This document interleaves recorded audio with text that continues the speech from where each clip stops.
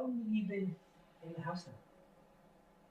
18 months. 18 months. Oh, no, it's almost 3 years. It's almost 3 years. In July. Yeah. It's 3 years in July. Yeah. Goes fast then. Goes very fast. Yeah. 3 years in July. Wow.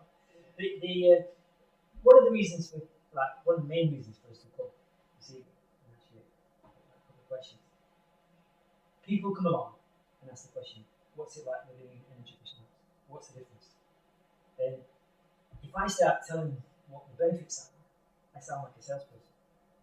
Do you know what I mean? So we figured, hey, let's go and do some interviews with people who have experience. And all this is about is you guys sharing your experience, how it's been for you, and things like living in the house, and what differences you find compared to like this before. So I don't know which one wants to start, but how's it been for you? What's the differences? We didn't even chat about what's been different, and so like me, one of the main differences is actually the double glazing has made it's really quiet. So you come inside and it feels like you actually retreated from the busyness of your extended life. Yep. And I didn't expect double glazing to be that quiet. Right. And there's some other benefits like doing conversation and but you've got the heat loss that you normally have with the UV PC frames. Like you're not having that thermal loss of energy because you've got the bridge between the cold air on the outside and how the house is on the inside. Yep. But the quietness is something to expect. Right. What do you notice? I guess for me it's the warmth of the house. I really enjoy coming into the garage and come inside and it's really nice and warm. And that's the complete opposite of our previous house where we were trying to heat the place the entire time. Right. Here in the middle of summer we're trying to cool the place down. It's crazy. Yeah. And I just like how dry it is. At one point I've got a little device that shows you how much humidity is in the house. And I thought maybe it's too dry in the house. Right. But actually it's perfect. It's 40 to 60% of the time. Yeah. It's actually the right level all the time. Yeah. So, Yeah. That's really nice. So that was our previous house, even though we retrofitted it with double glazing, it was still a damp house. You come in and you have to turn the fire on to get the house up to temperature. Whereas here, you come in and it's really nice coming through the garage door and it's nice and warm all the way in the house. Yeah, so that's what I really like. So do you notice that? How is it when you like obviously as it gets colder, coming into winter? What's it like in the house when you wake up in the morning? Because how with your heating, you've got a heat pump. Yeah. You've got a heat pump. So you have the heat pump on during the day or when you're at home. Yeah. And then you turn it off when you go to bed. Yeah. What's the house like when you get up in the morning? So usually it doesn't drop temperature much. So it would be about 18 degrees when you get up in the morning. Right. But we've actually also taken to this heat pump. We use the thermostat setting quite a bit. Right. So basically, if you don't want it to drop below, say, 16 degrees, we'll put it on the thermostat to 16. Right. But you hardly ever hear it kick in because the house is actually quite consistently sitting around that. So it doesn't 18 drop to to that. 18. So you haven't got those, like the previous house, you haven't got the kind of like the wild fluctuations in temperature. Yeah. Like I can never see 12 degrees in our old place, and Right. I can never see that here. Yeah. And like Christchurch has some pretty hot northeast days. Yeah. And I think any house will actually feel warm, but when you've got that difference, we can actually cool the house really efficiently using the heat pump cooling function. Yeah. And when at first you were here, I almost forgot that the heat pump does cooling as well as heating because you tend to think about how you're going to heat your house. You don't have to think about cooling it. Yeah. And that's the other good thing about the tilting windows that we've got, tilting machine windows, is that you can actually just pop them open and you get that lovely bit of air flow through the house. Yeah. It's still quite secure. It's interesting you mention that because a lot of people say we think living in a energy efficient house or a passive house, you can't open the windows. And I say, if you want to open the window, because it just regulates back. As soon as you close it just regulates back to what it is. Because it's a bit of a myth that people think, it's airtight, I can't open the window. No, of course you can. Yeah. And it's also interesting to say, like, when you say about the humidity, because one of the things is with an energy efficient house, you are controlling the humidity because your heat recovery system, which you've got, is extracting all the moisture out. Okay. So that the air isn't damp. Yeah. And I think with the temperature is that one thing people will notice in the winter is that they do this and they can see the breath, like in the bedrooms and things. But it's also the air's damp, and damp air is harder to heat than dry air.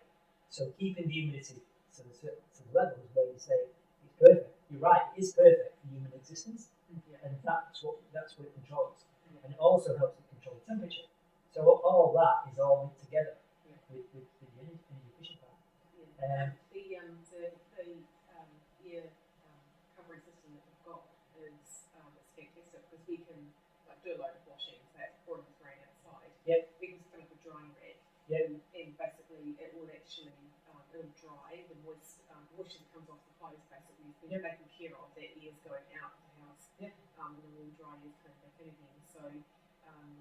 So yeah, we find so the condensation in bathrooms clears really quickly, and then just now to dry things inside. So during those winter months, you don't feel like you're contributing to the extra dampness in the house by having all your washing hanging about. It just dries pretty quickly. Yeah. No, people have said that to me again in the past. Yeah. One couple said, in the summer they put it in the garage, Yeah. and in the winter they brought it in. They said it dry cooking in the house in the garage in the summer. Another interesting point as well. You talk about like how quiet the house is. That's also to do how good the air seals are around the windows. Because the windows are sealed, then you're not only keeping the air movements, like airtight for that, but you're also stopping the noise coming through. Yeah. So that's all part and parcel of what it is. I know the last time you spoke to me about how much you were saving, energy-wise. What does it cost you a year? Because it's quite a big house on the hill. Yeah. So do you know roughly what the costs are? So I probably couldn't tell you per year without going and adding them up. But basically during the summer months our power bill's about it's under $100. So it sits around $80 and $90 a month rate. And then during winter we wouldn't exceed 140. During the winter. Right. And that's basically running the heat pump a little bit more to kind of things like that. So it's incredibly. Considering what we used to pay to heat our 70 square metre house, and this is a 240 square metre house. Right. We actually the difference is about $10, $20, but the actual footprint is way larger than what we had. Sure. And you probably heat in the whole house when you're heating one room before. We were pretty much in one room before. Yeah. We can we've got the same flooring all the way through, so it's laminate flooring, and you can wander around in either bare feet or socks all year round, which is actually really nice. Just to take the shoes off and just actually feel a bit more grounded, and you're not cold. Yeah. Which is a big difference. Yeah. Do you experience like getting up in the morning and like it's quite nice and going outside and finding it's cold? Yes. In fact, quite often when we first moved in here, we'd get dressed based on how the house felt, and then you go down the hill and think, oh my god, it's absolutely freezing. You have to layer up. So so you certainly can't use the house temperature as a guide. You actually just like outside. You have to go and stand on the deck and kind of like wait for 5 minutes and kind of go, oh yes, well, that's what's Yeah. She's quite good. So, the other interesting question, this is I've not asked before, like, health-wise, how do you think you've been in the last 2 or 3 years as far as having ailments are concerned? No heat colds, no kind of like yearly sort of flu type things. Right. So I think health-wise probably pretty good. Right. Also helps that because we live on the hill now rather than on the flat, and both of us are keen mountain bikers and cyclists. So, you are. So we are actually getting quite a bit of exercise here, just biking from home. That's great. great. We've made a good commitment not to put the bikes in the car and drive them on the hill, but basically we ride from home. So it's a bit of extra free training if you like. Right. That's good. No, the reason I asked you that, again, people have said to me, like, they didn't realise the health benefits in what they were getting in the house. And like you say, you've not been ill of any when we've been in the last 2 or 3 years. Not that we're going to say the house can keep perfect health, because that's a false statement. Yeah. But I did have one client who said to me, he reckoned the house was keeping him alive. But, so he'd been quite ill before. The air filter. Have you taken the air filter out and changed it? This little pad. Yeah. We have to regularly do one of them, the outside one, because Yes. it's sucking moths and all sorts of stuff. Right. So, What's it like colour-wise when you take it out? You replace it? yeah, I do, Yeah. A pack of 10 or something. Yeah. So I'm doing it every 9 months. So Right. I probably should say do it sooner, but slowly it gets more and more discoloured. It's causing more and more dirt from Right. the atmosphere. Yeah. It is that, because we're renting an energy efficient house at the moment. Well, we're building one for ourselves because we sold the house. And after 6 months, I pulled the air filter out. And I couldn't believe how dark it was, how black it was. Because, and I'm thinking, my God, this is what we put in the house. And then with the windows open and things like that. It was pretty amazing. So, Did you find it? Yeah, definitely. I guess I didn't expect to change it so soon. And then initially I thought maybe because I'd been picking up some dirt outside from doing gardening. Yeah. So I didn't. And then it's still put in the same amount of grubbiness. Right. And so lots of little moths and Oh, yeah. stuff like that. And obviously fly around all the time. Yeah. And just having to get pulled Yeah. in. I find as well that where we are is that because I do vacuum now, I don't have to do that as much in the house because of that. I don't think there's as much sort of things pulled in the house. Oh, yeah, actually, it's the other thing that we've noticed, because we've got laminate flooring, we've done that right throughout the house, so no carpets. Yeah. What we notice is that we can easily just like get rid of all the dust. The air dust that kind of ends up on the surface, so the house is actually dust free. Right. Which is dust free most of the time, shall we say? Depending on how much cleaning we actually do. But it's much easier for us to get the dust up and out, whereas sometimes with carpets and things, it tends to trap that kind of dust and you don't realise just how much got in the soft finishings and things. Well, where we are, we're renting there at the time being, and that's a concrete floor that we put polished concrete. And I remember a neighbour of ours where we were before, because we got their house, they had a polished concrete floor. Yeah. And when I went in, I used to go in their house, and it was all dusty on the sides. Yeah. You know what I mean? And we're there, you don't get that. It's like what you're saying. Obviously it's still expensive, but it's not as much. Yeah. And it's just little things that people. I was wondering whether you've noticed that. Yeah. You know what I mean? We go around with sort of like a floor mop thing. Just do a dry. The basically spray around with techniques. It's sort of the obvious things. Yeah. And then probably about once a month I go around and do like a proper wet mop. And that works quite well.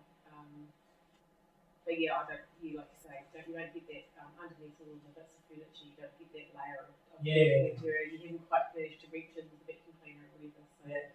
So, but again, the filters are taking care of a lot of stuff that would actually otherwise come into the house. So the air's a lot cleaner. We also put a filter on our water. So we put a filter that actually sat outside where the water comes into the house. Yeah. So we've also got filtered water as well, and that's been really good. Yeah. So no taste of chlorine. Gets rid of most of the good carbon filter on it. So it makes a huge difference. Yeah. I suppose the big question is that given the choice now, would you go back to living in a standard house? Well, I guess this is a standard house in lots of other countries. People actually have a house that's. Well, interesting. This will be in a few years' time. This will be a standard house in New Zealand. Yeah. Because the NBIA are changing the codes and they're bringing it up to what you're living in. I just did last week. I was pointing out where we are, what we were paying out in energy bills before, is what we're paying out now. If you put that on a mortgage, it costs $11 a week to live in the house. Because we were giving the money to the power companies before. Now it's like in the house. And anybody that's thinking of building a house right now to the present code, in a few years' time, it's a changing thing. You're going to be in a position where it's like trying to sell a house for single housing. When people get used to this, they need to go back. That's what I tell them. I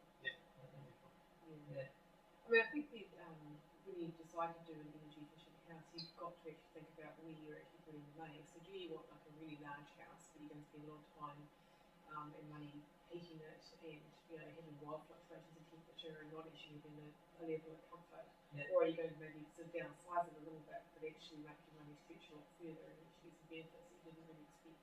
Yeah.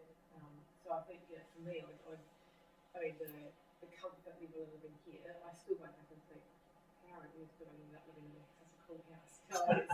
It's really good. You feel really lucky, and I know that's not like a level of comfort that a lot of people actually have, living in a house that's poorly insulated, or the looking up compensation of windows and those types of things. And we've all lived in those kind of houses as we've grown up, and so yeah, I really do hope those changes happen, and that actually becomes the kind of standard that we actually build to, because it's better for people. Oh, health benefits, comfort benefits. Comfort, all that. Absolutely. Yeah.